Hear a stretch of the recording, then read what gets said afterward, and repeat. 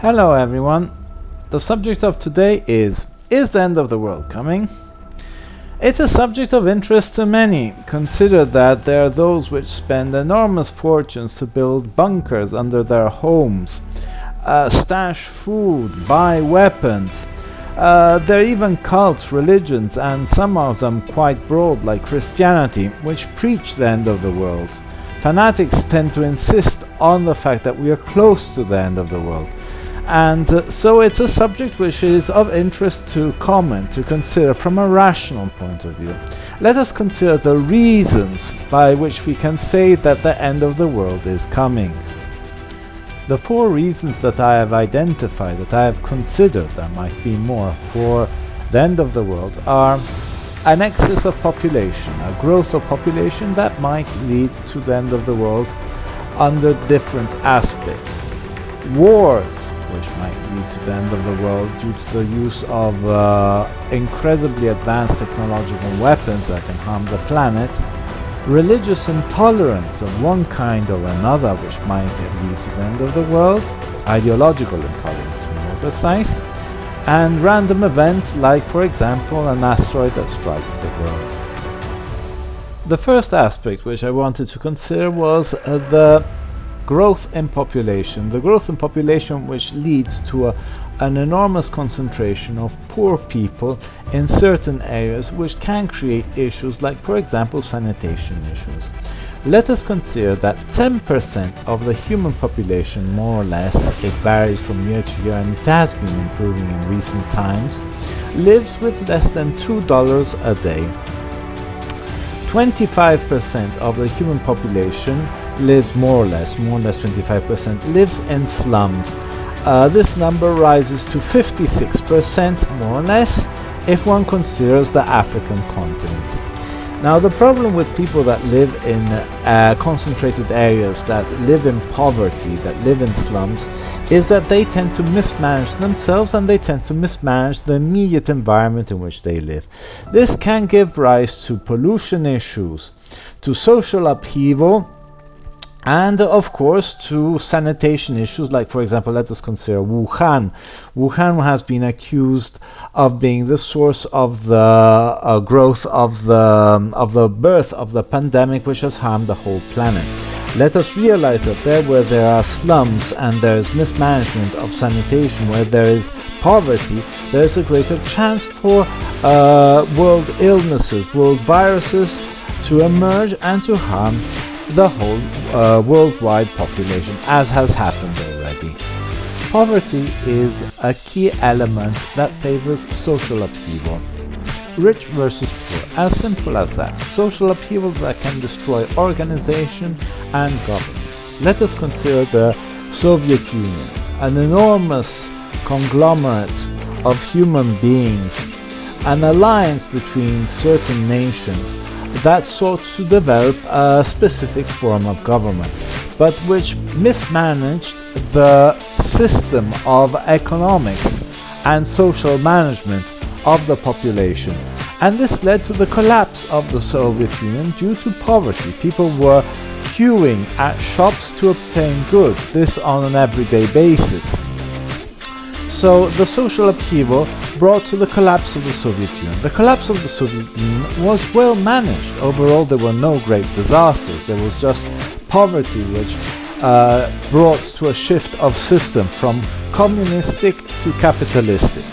However, a collapse of a structure, of a national structure like the Soviet Union, in the future, if the capitalist system were, for example, to collapse, might bring to a social upheaval which would break the human capacity to develop itself and to live in harmony, developing prosperity.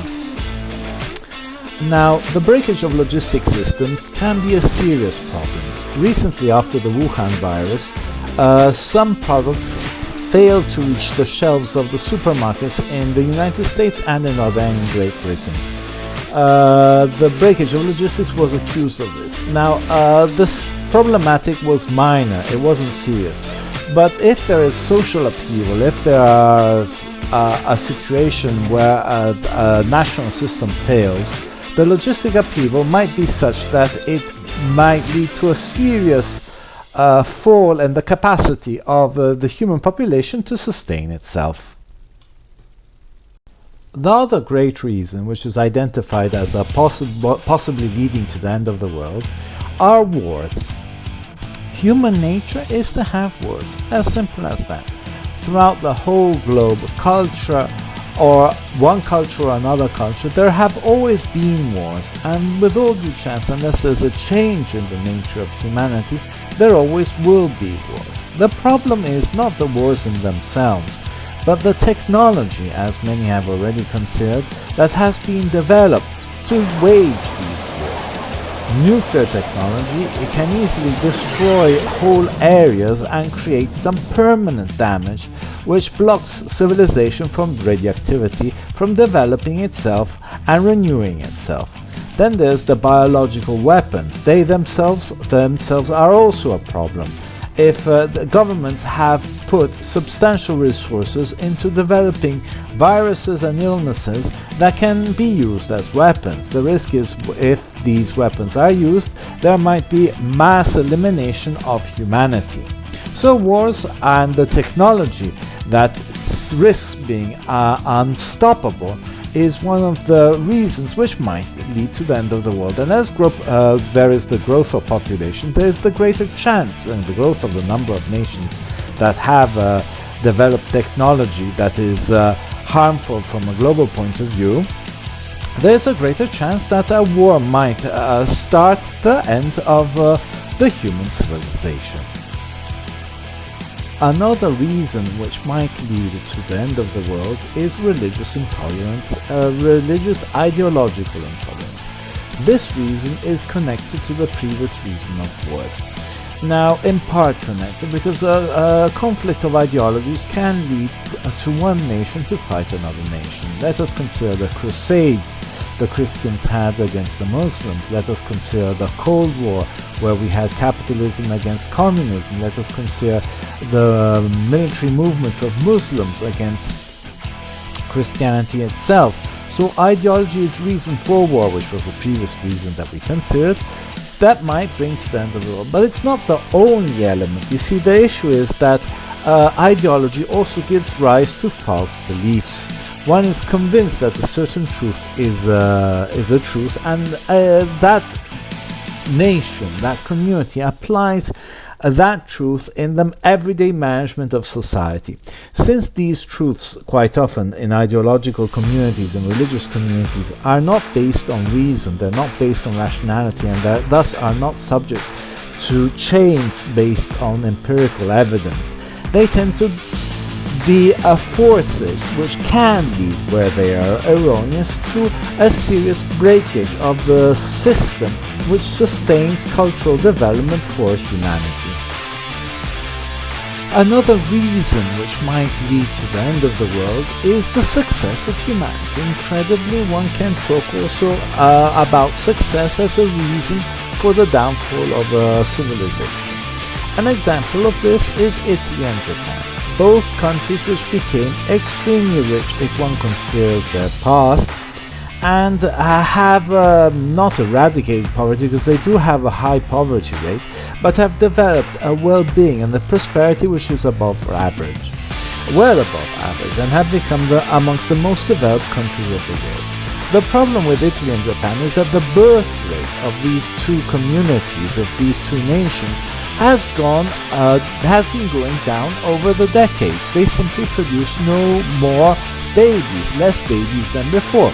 As such, the civilization is in a certain sense subject to a form of decadence, no renewal, and the average age of the human population is rising.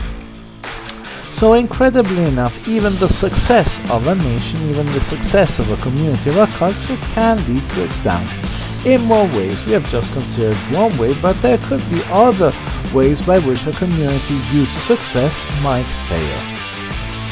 The fifth reason that one can consider, that we are considering here in this brief video, is a fortuitous event, a random event, like for example an asteroid.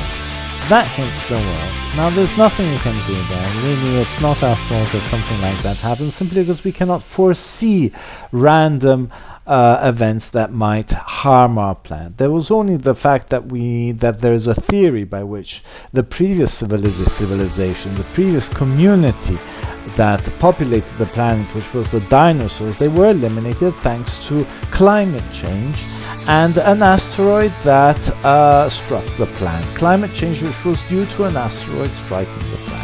And it's only a theory, so there's no certainty there. But as I mentioned before, there's nothing we can do with regards to that which we cannot foresee. Once we have identified some, possibly not all of the reasons which might lead to the end of the world, what should we do? Now, knowledge is in itself, and considerations, rational considerations, are in themselves interesting. But the real purpose of thought is to act on the basis of what we conclude, on the basis of what has happened to us, on the basis of what we know. We know wars are a problem, we know pollution is a problem, we know poverty is a problem. Thus there is the moral obligation and also the wise obligation to fight these illnesses, to fight these problematics, these issues which have been identified in this video by taking action. What can you do? Well, there's something that is very civilized, which is called letter writing. I strongly encourage those that actually have listened to this to take pen and paper, rather printer and computer, and send letters to members of parliaments, to embassies, there where an event strikes the community, like for example the war in Ukraine, to letters that encourage peace, that encourage development, that encourage the fight against poverty. I encourage thus you all to take action, proactive action, so that we can solve the problems of the world. It is a decent thing to do, it is a civilized thing to do. And there where you do not act yourself to fight against the end of the world, you end up being in part culprit of any possible event which might strike the planet and which might ruin your fortunes. So for that reason, I strongly encourage you all to take action whenever you see that there is a possible threat to the well-being of the planet and your personal well-being. Self-interest, human self-interest, might save the human civilization. Self-interest might save humanity.